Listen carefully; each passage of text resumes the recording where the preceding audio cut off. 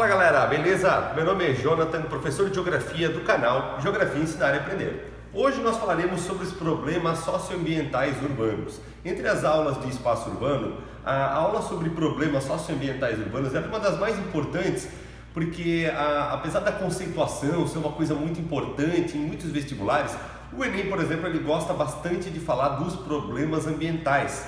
É claro que eles acabam sendo conceitos também, né? E uma coisa que eu gosto de ressaltar bastante quando a gente fala de problemas socioambientais urbanos é de que dificilmente um problema ambiental não é um social também. Como assim? Quando um rio sofre uma enchente, por exemplo, ele com certeza só vai ser notado se ele estiver atingindo né, alguém economicamente ou socialmente. Então ele provavelmente também será um problema social cada vez que acontecer uma grande enchente ou uma grande enxurrada. Mas vamos aos detalhes então, começando pelo problema de segregação espacial. Então a segregação é um problema social urbano, né, que envolve a carência de infraestrutura de algumas áreas de algumas cidades que vão gerar aí as famosas favelas ou aglomerados subnormais. De acordo com o IBGE, a classificação de favelas hoje é conhecida também como aglomerados subnormais. Esse termo só tem sido utilizado de forma técnica e não de forma prática, no dia a dia, nas salas de aula, por exemplo. Então, e a gente costuma dizer que a segregação espacial é fazer com que alguns lugares tenham a oferta de inúmeros serviços e outros não tenham nada ou a quase ausência aí desses serviços. Aqui a gente tem uma foto clássica, né, da favela de Paraisópolis, considerada pelo IBGE a maior favela do Brasil, de acordo com a Central Única das Favelas, a CUFA. A maior favela do Brasil é a favela da Rocinha, porém, no cômputo da metodologia de cômputo de população que o IBGE utiliza, a população é maior na favela de Paraisópolis. Então, famosa foto de professor de geografia em aula de geografia, Morumbi à direita, Paraisópolis à esquerda, Morumbi para cima, Paraisópolis ao sul dessa imagem. É praticamente impossível você terminar o ensino médio e não ter assistido essa imagem durante alguma aula ou de população, ou de geografia do Brasil, ou de espaço urbano dentro do contexto da geografia do ensino médio. Meus alunos sempre acabam lembrando de mim aí quando eles veem essa imagem depois de formado já e marcam, olha, voltou a aparecer essa imagem para mim, professor. Temos outros problemas aqui que a gente poderia enumerar.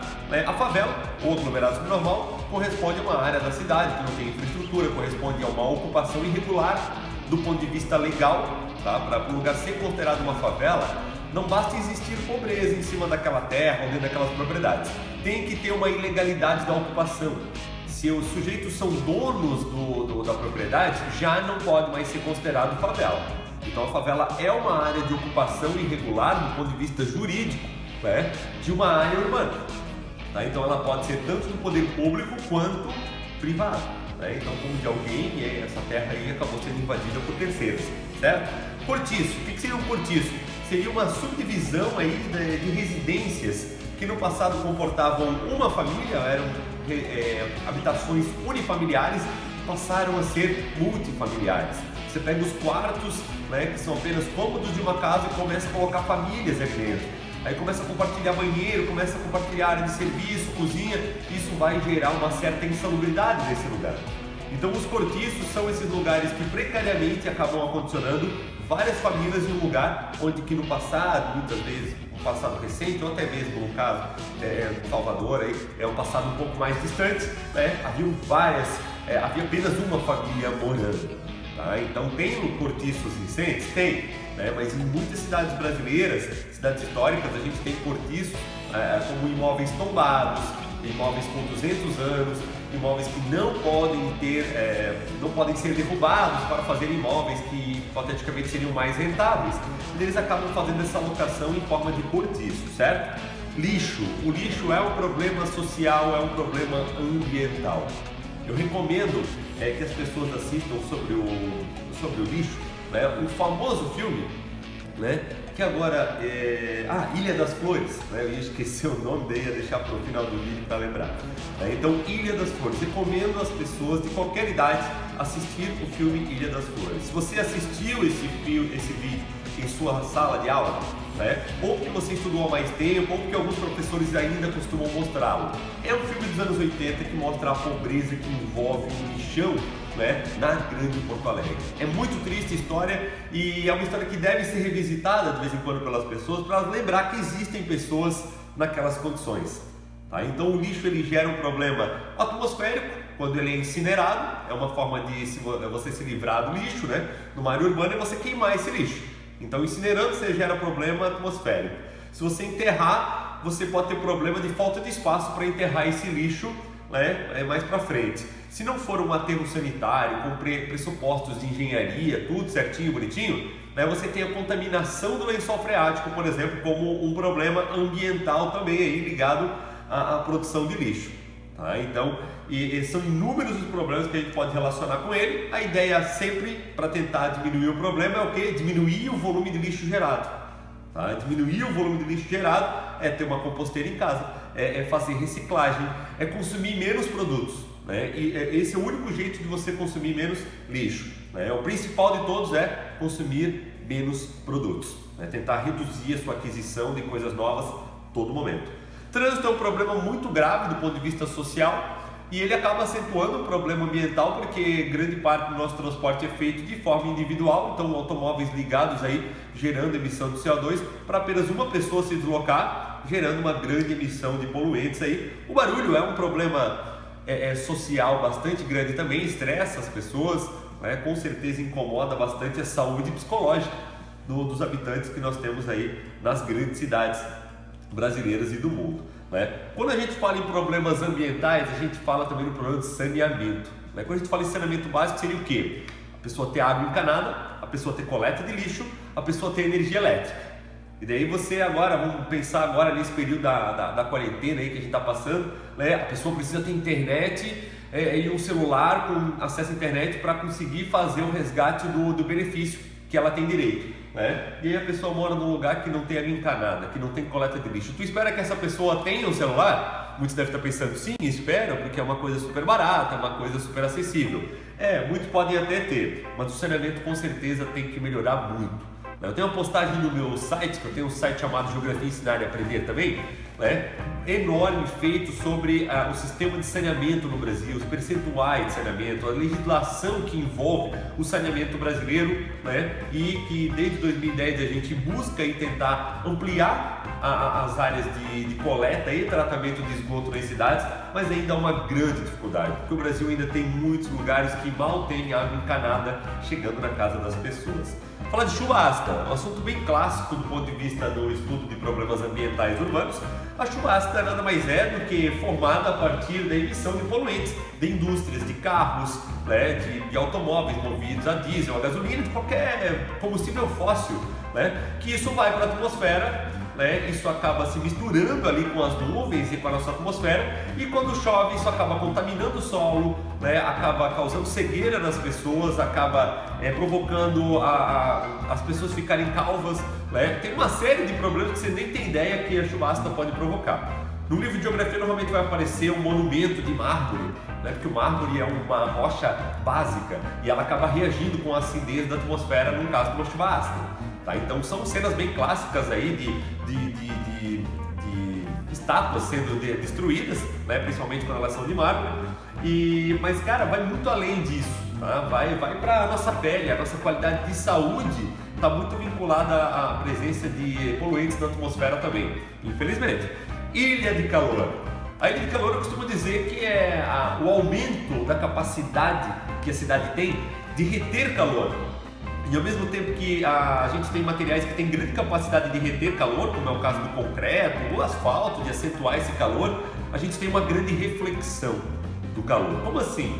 Um prédio novo, normalmente ele tem vidro espelhado e esse vidro espelhado acaba irradiando o calor para fora do prédio, certo? Então bate o sol no vidro daquele prédio e ele irradia esse calor para fora do prédio, tornando o ambiente urbano fora do prédio muito mais quente do que o normal. Então imagina, o calor vem do céu, pelo sol, o calor vem do chão, pelo asfalto quente, que atinge temperaturas elevadíssimas, né? Muito maior do que se tivesse uma árvore plantada ali, uma sombra, tá? Então a sombra da área urbana ela é uma sombra bastante enganosa também, porque às vezes ela tem uma parede super quente do lado, tá? Então a ilha de calor é o excesso de irradiação do calor, né? E o excesso de absorção de calor que a gente tem no material que as cidades acabam sendo consolidadas. Concreto, asfalto aí acabam tornando o centro das cidades até 3 graus, 4 graus, 5 graus mais quente do que a periferia. Aqui a gente tem a comparação com áreas de parques que dão uma atenuada, né? Com áreas urbanas residenciais que já não são tão quentes quanto as áreas centrais, com muitos prédios, muito vidro espelhado, né? Eu costumo falar bastante do vidro espelhado porque ao mesmo tempo que é bonito, é legal, é confortável termicamente para quem está dentro do prédio, mas para o ambiente urbano, se todo mundo botar espelho, vai ficar absurdamente quente, certo? O mesmo vale para o ar-condicionado, que dentro do ambiente fica fresquinho, lá fora você vai criando uma necessidade cada vez maior de usar ar-condicionado. É uma bola de neve essa questão da ilha de calor urbano. Quanto mais quente ela fica, mais quente ela deve acentuar esse calor em função das pessoas comprarem novos equipamentos. Mais uma imagem aqui de ilha de calor. Vamos falar de inversão térmica. Então a gente sabe que dentro da atmosfera, em condições normais, né, na medida que você se afasta do solo, a temperatura vai resfriando gradativamente. Então fica quente aqui embaixo e na medida que a gente sobe dentro da troposfera, vai esfriando, devido à menor densidade de gases na atmosfera, etc e tal. Tá? Então, só que tem um fator que se chama ar quente subir, né? O ar quente sobe na física falando, né? E o ar frio desce. Tá? E quando a gente tem durante um dia um calor muito morno, muito fraco, como pode acontecer numa cidade como Curitiba, ou até mesmo como Porto Alegre, né? Pegar um grande área urbana de clima temperado. Durante o inverno a gente não consegue nessas cidades às vezes produzir calor suficiente para fazer com que a atmosfera da cidade gire. O ar quente precisaria subir e descer, que seria o ciclo normal da atmosfera. No caso de inversão térmica, né, a gente tem um ar quente que não consegue subir o suficiente e se dispersar com os outros ares da atmosfera, porque tem um ar frio muito denso em cima dele que não permite que esse ar quente consiga se expandir. Então o ar frio do inverno faz com que algumas cidades que têm inverno bem caracterizado tenham o armazenamento do paira sobre a parte baixa da atmosfera, toda aquela poluição, toda aquela ausência de vento, né? Principalmente durante o outono e inverno em algumas cidades aí. Então isso é inversão térmica, a situação onde que o ar não consegue ter o seu ciclo normal, tá? Que seria subir, se expandir, se espalhar, beleza? Alagamento. Quando a gente fala em inundações urbanas, né, a gente tem que cuidar com os termos, né? Que dá para desambiguar vários deles, né? Quando a gente fala em inundações urbanas, a própria palavra inundação pode ser chamada de gradual ou brusca, mas é outra classificação. Os termos mais comuns que a gente utiliza nas cidades para falar dos problemas como o excesso de água, né, é alagamento, enchente e enxurrada. E presta bem atenção nisso. Há uma diferença bem grande quando a gente tem um alagamento, uma enchente e uma enxurrada. Vamos ao primeiro deles, alagamento. Que imagem eu estou mostrando? Uma imagem extremamente urbana de uma rua que provavelmente é asfaltada, né, cercada por áreas, né, que até tem uma árvore aqui, tem um verdinho ali, mas predominantemente impermeabilizadas, que não dão conta de escoar toda a água necessária durante um momento de chuva intensa. Então o alagamento não precisa de um rio transbordando, de um córrego transbordando, certo? Alagamento é um problema urbano de drenagem urbana em função do excesso de impermeabilização. Enchente. A enchente é quando a gente tem um rio, né, que a gente utiliza o nome rio já para cursos de água maiores. Quando um curso d'água grande passa ali semanas, meses com chuvas intensas, ele vai transbordar. E aí a gente tem a famosa enchente. Isso aqui é uma fotografia de uma enchente de 2011 ou 12 aqui de Blumenau, que é a minha cidade. Então, enchente é uma inundação gradual, quando a gente tem o rio transbordando, beleza? E enxurrada, quando a gente tem um córrego, um ribeirão ou até mesmo um rio transbordando, né? Aqui a gente chama de ribeirão, dentro da cidade de Belo Horizonte, né? Então esse ribeirão aqui, quando ele transborda, é um excesso de água num curto espaço de tempo. Então enxurrada é uma inundação brusca, tá? Quando num curto espaço de tempo chove um monte, alaga tudo rapidamente e meio que meia hora, uma hora depois já sumiu a água da pista novamente, tá? Isso acontece muito em grandes cidades, aconteceu muito esse ano em Belo Horizonte, tá? Então enxurrada quando há um curso d'água transbordando, mas ele acontece de forma rápida. Enchente de forma gradual, alagamento não precisa ter um curso d'água transbordando para ser chamado de alagamento. Deslizamento. Deslizamento, a gente costuma utilizar mais esse termo dentro das cidades mesmo, né? Quando a gente tem aí um pedaço de barro, vamos supor, mal preparado para receber uma edificação, que acaba se desgarrando desse morro, né? E acaba levando as construções que estão em cima desse morro para baixo. A gente chama isso de deslizamento. É muito comum em áreas aqui da nossa estrutura rochosa, geologicamente falando, bastante desgastada, que a gente tem aqui por todo o litoral brasileiro, né? Desde Santa Catarina até o Nordeste brasileiro. Grande parte dessas áreas de morro que a gente tem próximos do mar, as áreas de mares de morros, né? São extremamente perigosas para edificações, e a gente faz edificações em cima dessas condições. Quando chove, poderemos ter e teremos, né? Certamente, problemas, tá? Aqui a gente tem algumas sugestões, né? Um prédio na Itália, né? Um condomínio que é um bosque vertical, as pessoas colocam verde na paisagem para diminuir o calor interno dos prédios. Isso seriam aí soluções para a gente tentar resolver os problemas ambientais urbanos, que são muito grandes no mundo hoje. Aqui a gente está resumindo em poucos minutos uma aula sobre problemas ambientais urbanos, mas é um assunto gigantesco e importantíssimo para uma prova como a do Enem, por exemplo. Eles adoram falar disso na prova do Enem. E de forma muito aleatória, tá? Assim como eu tentei falar de forma aleatória sobre alguns fenômenos que acontecem aí dentro das cidades, claro, pautado pelos que mais costumam cair. Aqui a gente tem os telhados verdes, né? Como alternativas, ó, tá batendo sol diretamente ali. Se isso aqui fosse verde e vivo, provavelmente a gente teria uma redução da transferência de calor dessa laje para dentro dos últimos andares desse prédio, e que consumiria menos ar-condicionado. Então, uma bola de neve é ao contrário aqui com esses telhados verdes. Essa seria a ideia. Muito obrigado pela atenção. Não esquece de se inscrever no canal, né, e de curtir caso você tenha gostado desse conteúdo. Valeu!